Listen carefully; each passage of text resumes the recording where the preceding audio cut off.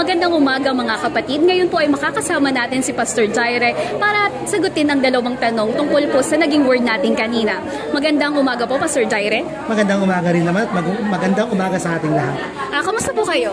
Okay naman, purihin ng Diyos dahil tayo buhay, pinagpapala niya, nagbibigay ng wisdom at knowledge sa ating lahat. Maraming salamat po. Ay, napakaganda po kanina ng naging word po natin kanina. Kaya po, meron po kami dalawang tanong na kailangan nyo lang pong sagutin. Para po sa unang tanong, bakit po ba natin kailangan magpasalamat sa Diyos? Mahalaga na magpasalamat tayo sa Diyos bilang anak niya kasi una, kailangan natin i-recognize kung sino ang Diyos sa buhay natin. Diba? Bilang anak kasi, ikaw at ako, tayong lahat ng bagay under ng kanyang kapangyarihan. At kung tayo yun, hindi natin kaya kontrolin yung sarili natin. Actually, limitado tayo, di ba? Then, pangalawa, nire-recognize natin ang Diyos. Pangalawa, ito ay dapat na ugali natin. Inuugali siya. Kasi, sabi nga natin, di ba, ang taong magpapasalamatin, mahaba ang buhay. Gawa-gawa ko lang yun. Pero ang gusto ko lang po sabihin ganito, okay? Ang Diyos, kailangan natin magpasalamat dahil kontrolado niya lahat ng bagay at doon tayo umaasa. In fact, nabigay siya ng regalo sa atin, ang tawag doon, grace, biyaya. At kung lahat ay biyaya ng Diyos at binigay sa atin na hindi tayo deserve, hindi ka ba magpapasalamat sa Diyos? Diba? So, napakahalaga magpasalamat ng Diyos kasi wala tayong deserve pero ibinigay niya para sa atin. Salamat po. Para naman po sa pangalawang tanong, paano nga po ba tayo magkakaroon ng grateful attitude? Para magkaroon tayo ng grateful attitude, kailangan natin isalang-alang yung mga bagay na to.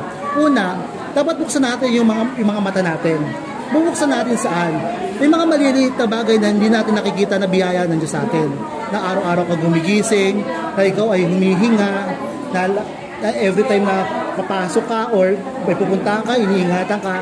Mga simpleng bagay. Kailangan natin buksan yung ating mga mata sa mga bagay na yun. Pangalawa, dapat natin isipin na hindi na tayo nagmamayari sa sarili natin kundi ang Diyos. Bakit yun? Kasi minsan sa sobrang entitlement na meron tayo, akala natin deserve natin yung mga bagay, hindi. Lahat pala nito ay biyaya ng Diyos kaya kailangan natin ibigay sa Diyos. Then pangatlo, kapag binigay na sa atin, balik tayo sa Diyos. Kasi lahat naman to galing sa Kanya. So ibalik natin lahat sa Kanya. Let's go back and ibigay natin yung best worship sa Kanya.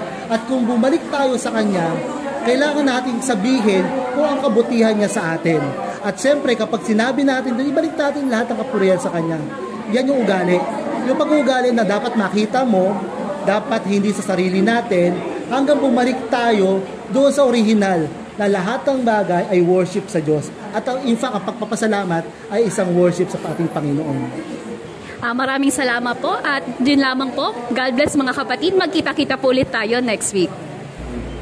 I invite everyone po to attend our Sunday worship service at 10 o'clock a.m. to 12 noon, located at number 1 Mabolo Street, San Jose, Rodriguez, Rizal. And please follow us to our social media platforms. God bless everyone.